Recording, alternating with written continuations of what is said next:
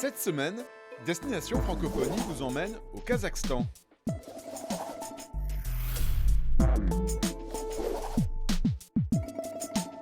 Bonjour, bienvenue dans l'un des plus grands pays du monde, entre la Chine et la Russie.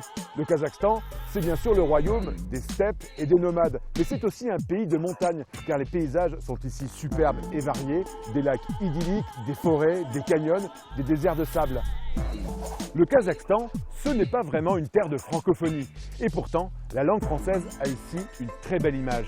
Elle est véhiculée notamment par l'Alliance française, qui non seulement donne des cours de français, mais organise de nombreuses manifestations culturelles. Et cette année, avec l'ambassade de France, elle a fait un pari. Organiser la première nuit des idées ici, en Asie centrale. Car tous les 26 janvier, la nuit, des centaines de débats sont organisés partout dans le monde. Le but, c'est que les points de vue circulent et se confrontent autour de grandes thématiques du monde d'aujourd'hui. Et les débats se font le plus souvent en français. Alors vous voulez voir la nuit des idées? Eh bien ce que je vous propose, c'est de descendre la montagne et d'aller à Almaty, la capitale culturelle du pays. On y va!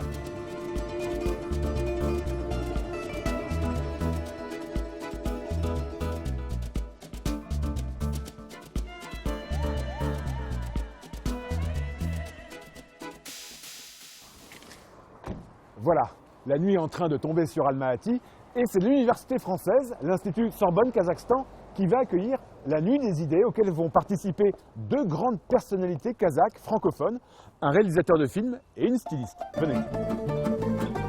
Rachid Nougmanov est un célèbre réalisateur kazakh. Il est notamment l'auteur de L'Aiguille, un film culte vu par 30 millions de spectateurs en ex-Union soviétique. Aïka Alami est une fameuse styliste qui propose une ligne de vêtements inspirée des traditions de son pays et qui a récemment ouvert une boutique à Paris.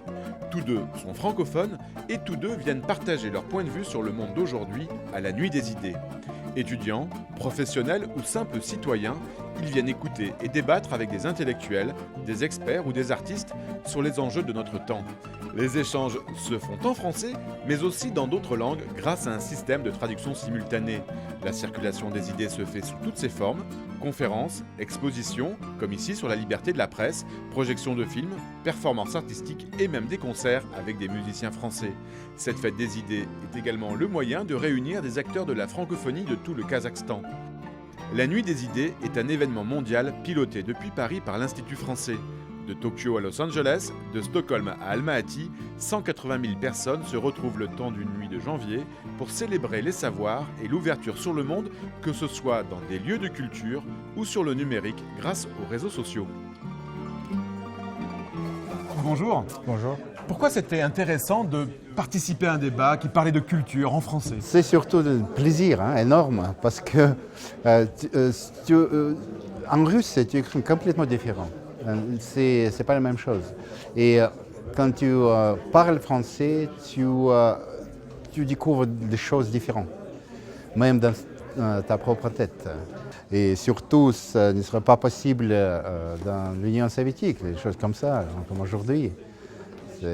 On n'a jamais vu tellement de pensées là, dans la même salle et on peut discuter tout ce qu'on veut, culture, politique, vie sociale.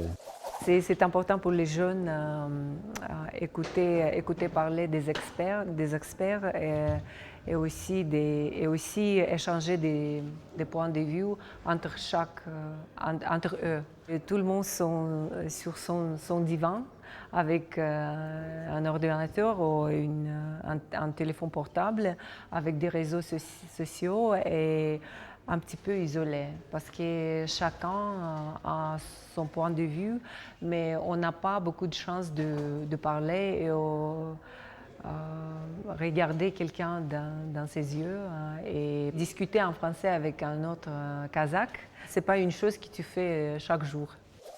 Alors là, je suis avec Patrick Renard, c'est le consul de France, ici à Almaty. Bonjour. Bonjour. Le débat d'idées ici au Kazakhstan, ce n'est pas vraiment une tradition. Non, effectivement, ce n'est pas une tradition. Il y a très peu d'endroits où effectivement on peut pratiquer le débat d'idées. On pense au café philosophique qui existe en France. Mais ce qui est frappant ici ce soir, c'est d'avoir toute cette jeunesse qui est là et qui est dans les universités et qui a soif de connaître des choses un peu différentes, qui a envie de s'ouvrir sur le monde et de pouvoir d'une certaine manière, de se déplacer par la pensée. Je pense que c'est une façon de valoriser la francophonie et je pense que ça va inciter aussi les autres personnes qui ont assisté à ce débat. C'est intéressant de pouvoir lire directement dans le texte, d'écouter et de pouvoir participer aussi à ce débat d'idées en français. Ce qui est formidable, c'est qu'il y a beaucoup de jeunes qui participent à la Nuit des idées, et notamment Aïguerine. Bonsoir. Bonsoir. Pourquoi vous avez aimé participer à cet événement? Tout d'abord, c'est une bonne occasion de partager et échanger avec les gens qui parlent français pour moi, parce que je suis l'enseignante de français à l'école. Les sujets sont très importants comme l'écologie et la culture. Les débats nous permettent de s'échanger avec les gens et s'exprimer nos idées avec les professionnels et qui sont plus expérimentés. Bonjour. Bonjour. Pourquoi vous avez aimé écouter ces débats? Tout d'abord, j'aimais bien qu'on a organisé tel événement pour échanger avec les participants français et les participants locaux, puisqu'il s'agissait des participants et des intervenants très sérieux de deux côtés. C'est également d'échanger la culture, c'était également utile et bien, surtout pour nos jeunes.